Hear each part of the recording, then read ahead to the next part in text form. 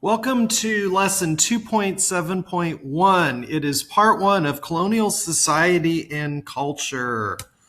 To begin with, we are going to look at our objective to explain how and why the movement of a variety of people and ideas across the Atlantic contributed to the development of American culture over time. So this objective is going to focus at looking how things that came from Europe impacted the United States and how does that impact in turn change things in Europe. So we're going to be looking at this idea of migration of ideas.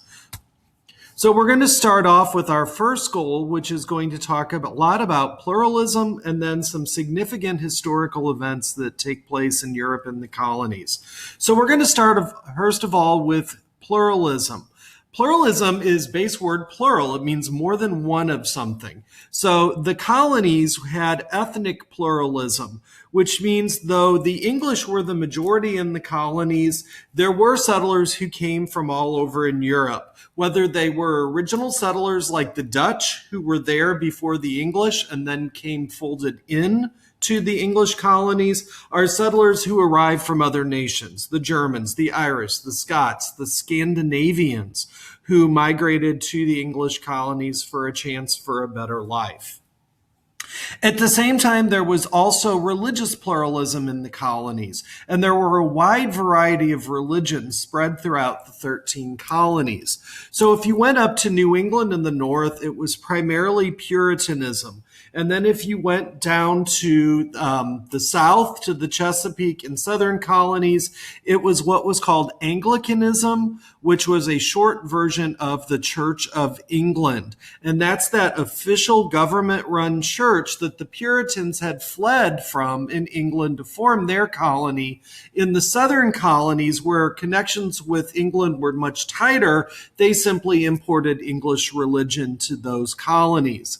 Then in the middle colonies, we have a wide variety of religions. You've got the Quakers, the Lutherans, some Muslims, some Jewish people that were there. And don't forget, down in Maryland, there was a small Catholic community as well. So there was a lot of pluralism in the colonies as different people from different countries brought different ideas. The result of this pluralism was that as colonial people interacted, there was a lot of debate and discussion about these new ideas as they came together. Sometimes they clashed, sometimes they melded with each other. But there was a lot of exposure to people living in the British colonies about ideas that were different than their own. Now, this pluralism was occurring in a time in the colonies when vast changes were taking place in Europe as well. Europe was undergoing a movement that started in France, and it was called the Enlightenment, taking the term, the base word light, like the light bulb goes on in your head when you have an idea. Enlightenment was this period in France that spread throughout Europe of intellectualism. And Enlightenment thinkers valued reason and logic as explanations for things rather than just turning to religion, which people had done for generations. So if there were moral questions or questions of uncertainty, you pick those questions apart and you debate and you discuss and you write and you try to find logical, rational answers, as opposed to saying God did this or God made this happen. So Enlightenment thinkers were a challenge to a lot of traditional thinking. They said, well, why do we have governments? Why is there a king? Why is there disease? Why is there unexplained phenomena? Why do the seasons change? And they apply a very basic, very rudimentary, like first grade version of the scientific method to that. And they do testing and hypotheses and try to come up with rational explanations as best they could. But they were moving away from just accepting it's this way because God wanted it to be this way. So as new settlers came from Europe to Americas, they brought Enlightenment thinking with them. And books were published and pamphlets, which are like essays published about Enlightenment thinking, and it took on among the intellectual community in the colonies. Benjamin Franklin was a huge student of Enlightenment thinking, as was Thomas Jefferson down in the Chesapeake colonies. So it really took hold in the colonies among a small group of intellectuals. But if we fast forward, those intellectuals are also the ones that are going to be at the forefront of the American Revolution. So while the Enlightenment is taking place in Europe and starting to take place in the colonies, there's another colonial phenomenon called the First Great Awakening that's happening in the colonies as well. And this is the first of a number of great awakenings, our religious revivals that will take place all the way through the 1980s in this country.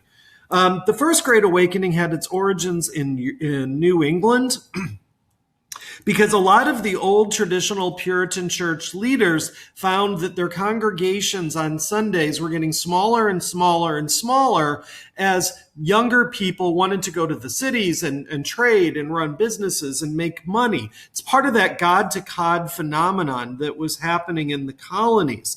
And to be honest, church was long, it was boring, and it didn't make you feel good about yourself, and making money did. So there was concern that people, not just in New England, but generally throughout the colonies, were so focused on making money that religion was becoming less prevalent. So there was a small minority of new ministers in the colonies that said, we have to shake things up and we have to challenge the way traditional religion is done. Chief among those was a man named George Whitefield, who was an Englishman who came to the colonies. And many of these new thinking ministers were people from England that traveled over to the colonies. And they said, we need to not do things the traditional way. One thing of Puritan beliefs that we need to start smash is this idea that only a small elite number of people who've gone to Harvard University can lead worship services, because that excludes people like us, new ministers who come over, ministers who aren't part of the established Puritan tradition. And two, we have to change these religious services. Puritan worship took place in a church that was white walls, a wood table at the front, and hard-wooded benches. The service was supposed to be unemotional. There was no singing. There was no yelling. It was a low, flat, emotionless presentation because the Puritans felt that a show of emotion would offend God.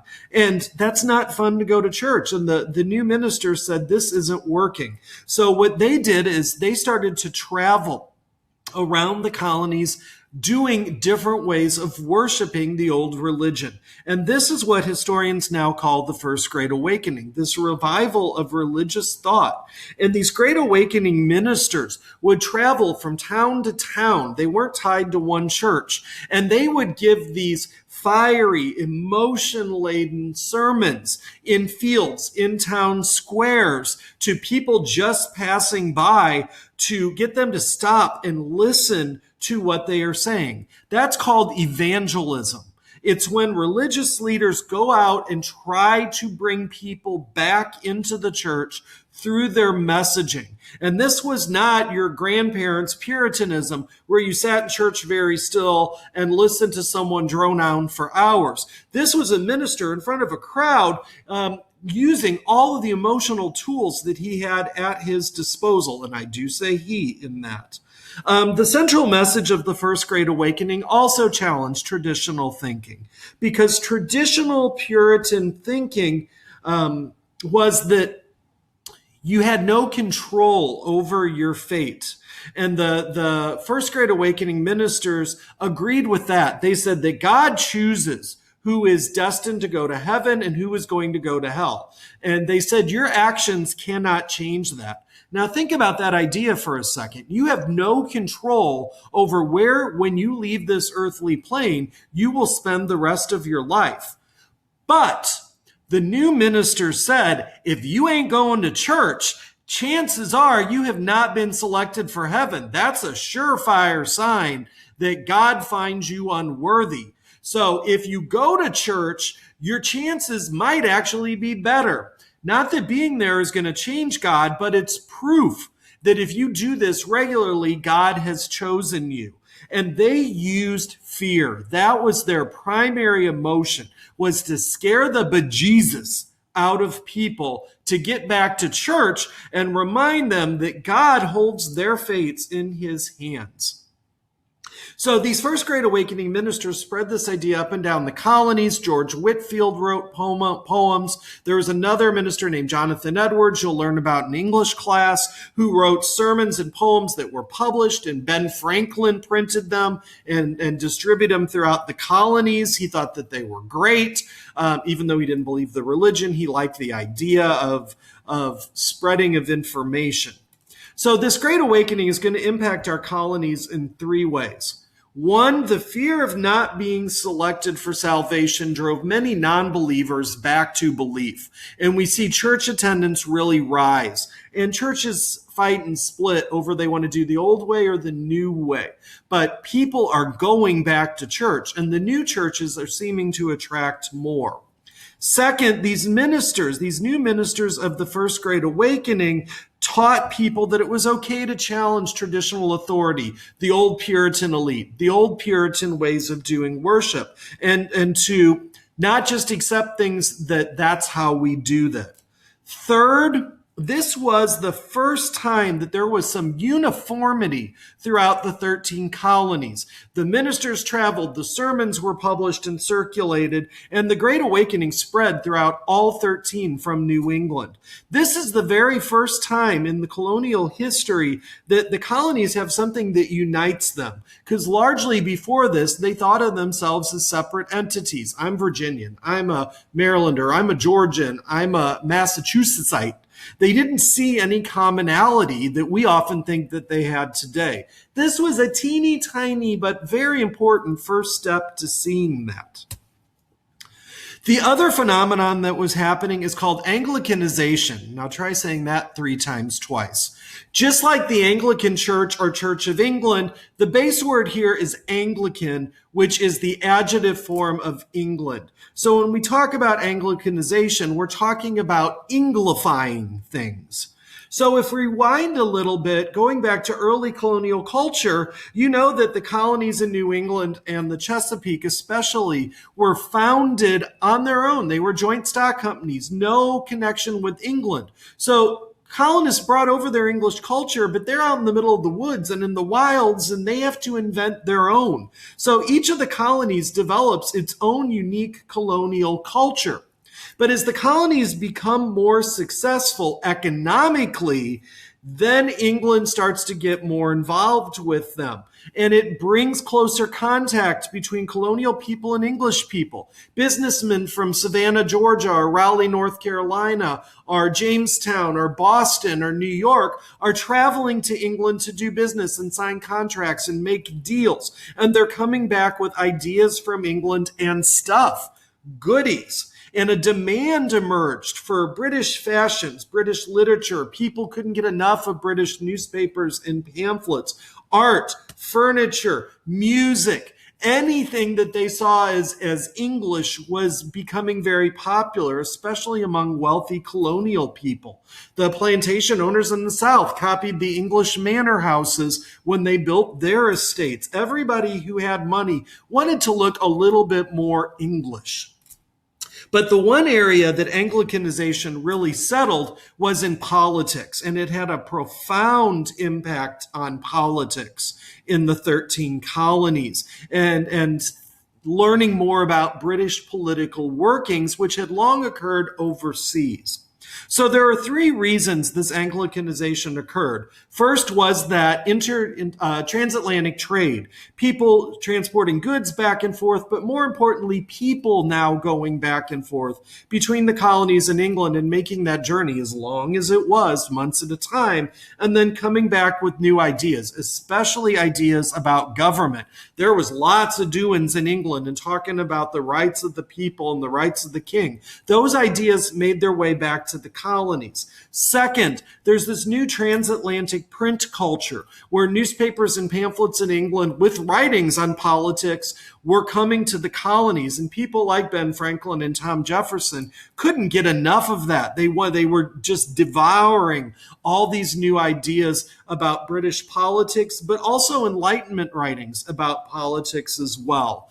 And finally, the Third Great Awakening introduced this idea, not openly, but kind of on the down low, that challenging of authority was a thing, and we don't have to rigidly adhere to the old way of doing things. So the Great Awakening kind of cracks open thinking in the colonies, and then all these political ideas from England pour in. So with that said, we got to go back and we want to think about for this objective, how did these ideas from England make it to the colonies? Why did they make it to the colonies? And how did they change? Hopefully you're starting to see some things occur that you're like, oh, that's a little nugget of the American Revolution. I'm starting to see it come together. And that's where we're going to stop for the end of part 1, and I'll see you in part 2.